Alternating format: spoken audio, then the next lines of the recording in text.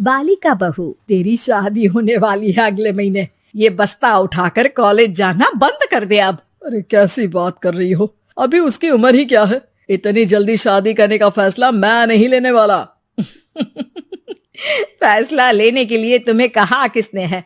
अरे मैंने कह दी शादी है तो है अगले महीने। बेचारी अमिता करती भी तो क्या, छोटी सी उम्र में बन जाती है अपने से 2 गुने उम्र के आदमी की बीवी। शादी के बाद देर रात पति घर आता है। खाना लगाओ, भूख लग रही है। अमिता खाना लगाती है। ये क्या बनाया है? वो सारा खाना फेंक देता है। कर्म ही खराब थे जो इतनी कम उम्र के लड़के से शादी करा दी। तभी वहाँ अमिता की सास आ जाती है। अरे हमें क्या पता था कि ये इतनी कामकाज में ढीली है। इसकी माँ ने तो कहा था रॉकेट की स्पीड से काम करती है। अमिता को आए दिन ससुराल में ताने, गालियाँ और कभी कभी तो मार भी पड़ती। सुन जा, अपनी माँ को बोल 50,000 रुपए भेजे, फ्री में नहीं रखना है तुझे।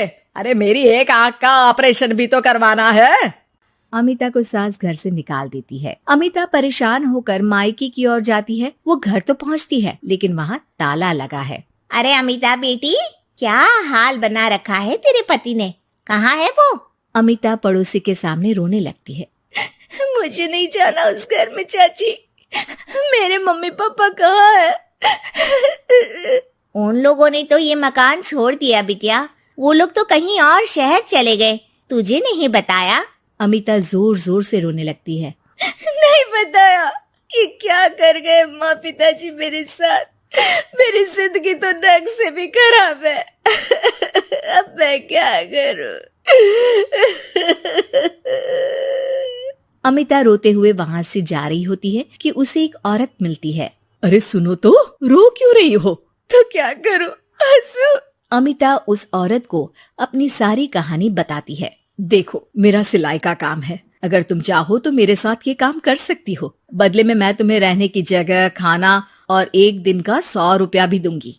अमिता कुछ सोचती है और फिर उस औरत के साथ चल देती है। अब क्या था, अमिता की जिंदगी अपने मायके और ससुराल से दूर एक नए सिरे से शुरू होती है। रहना खाना फ्री होने के कारण अमिता रोज का पैसा बचा लेती। वो आसपास के लोगों के भी कपड़े सिलने लगी। और एक दिन सिलाई सेंटर की एक औरत कहती है, अरे वो साड़ी की कंपनी है ना, वो बिक रही है।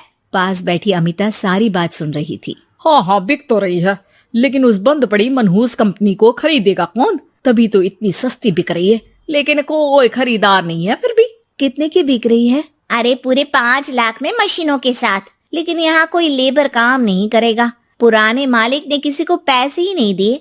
उन लोगों ने कहा है कि जो नया मालिक आएगा वो लोगों को पैसा देगा। 5 लाख। अमिता घर आती है और अपने पैसे गिनती है, पूरे 3 लाख। अमिता सिलाई सेंटर वाली उस औरत के पास जाकर कहती है, चाची मैंने इतने साल की कमाई में ये पैसे जमा किए हैं, पूरे 3 लाख है। वो बंद साड़ी की फैक्ट्री मैं खरीदना चाहती हूँ। अरे अमिता, पागल हो गई हो क्या? वो 5 लाख की बंद मनहूस फैक्ट्री खरीदेगी, फिर लेबर का बकाया पैसा देगी, और वो फैक्ट्री चलेगी कि नहीं ये भी कोई नहीं जानता। लेकिन अमिता नहीं मानती। वो उस औरत से कहती है कि वो उस फैक्ट्री को खरीदना चाहती है और खरीद कर ही रहेगी। औरत भी अमिता की मदद कर देती है और फिर अमिता के नाम एक साड़ी फैक्ट्री हो जाती है। शुभारंभ वाले दिन अमिता लेबर से कहती है, मैं इस फैक्ट्री को दोबारा खड़ी करना चाहती हूँ। आप लोग इसमें माहिर हैं। मैं नहीं जानती कि पहले वाला मालिक के काम करने का क्या तरीका था, लेकिन मैं अपनी योजनाओं के साथ आई हूँ। मेरे पास आप लोगों को देने के लिए अभी तो पैसे नहीं है, लेकिन मैं वादा करती हूँ 3 महीने में आप लोगों के पैसे ब्याज सहित आप लोगों को दे दूंगी। और ये क्या बात होती है? हम सारा दिन फिर से काम करें और पैसे ना मिले तो हम खाएंगे क्या? सिर्फ 3 महीने की बात है।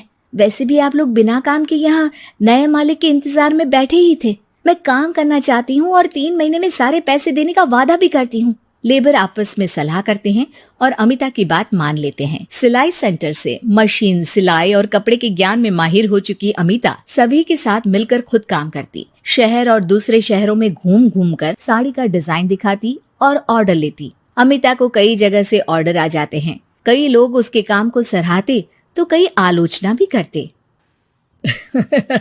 अरे बड़े बड़े व्यापारी बैठे हैं, यहाँ तू कहाँ टिकेगी? लाओ दिखाओ कैसी साड़ी बना रही है तुम्हारी फैक्ट्री। अमिता उन लोगों को साड़ी के डिजाइन दिखाती है कि तभी वहाँ व्यापारी की बीवी आ जाती है। हाय रे, कितनी प्यारी साड़ी है ये, बड़ी महंगी लगती है, मेरे लिए ले लो ना जी। और हाँ, अपनी दुकान में भी रख लो इसे, बहुत बिकेगी मैं कहती हूँ। अमिता मुस्कुराती है। अरे सेठ जी, बड़े बड़े व्यापारियों से नहीं, पर अच्छी डिजाइन और क्वालिटी से बाजार में चलती है। अब बताओ कितने का ऑर्डर है आपका? धीरे धीरे अमिता का आत्मविश्वास और बढ़ता है। बड़े बड़े ऑर्डर्स के लिए वो खुद लेबर्स के साथ मिलकर सारा दिन सारी रात काम करती। और फिर वो दिन भी आ जाता है जब अमिता को लेबर को पैसे देने होते हैं। मैं आप लोगों से 3 महीने बाद आज के दिन ये बात करना चाहती हूँ कि मैंने जितने पैसे देने की आपसे बात की थी उतने मैं नहीं दे सकती। हम लोग जानते थे कि पर आपकी कंपनी तो फायदे में है, फिर हमारे पैसे क्यों नहीं देंगी? मतलब आप लोगों के बकाया पैसे, ये 3 महीने के पैसे और ब्याज के साथ मैं आप लोगों को 10% का मुनाफा भी दूंगी। सभी खुश हो जाते हैं। मेरा कोई परिवार नहीं है, लेकिन दिन रात आप लोगों के साथ काम करके मुझे आप लोगों में ही अपना परिवार दिखता है। अमिता की फोटो पेपर में छपती है। उसके बिजनेस मॉडल को पढ़ने के लिए कई बच्चे भी उसका इंटरव्यू करते हैं। अब अमिता 1 से 2 और 2 से 4 फैक्ट्री खोलकर देश में बड़ा नाम कमाती है।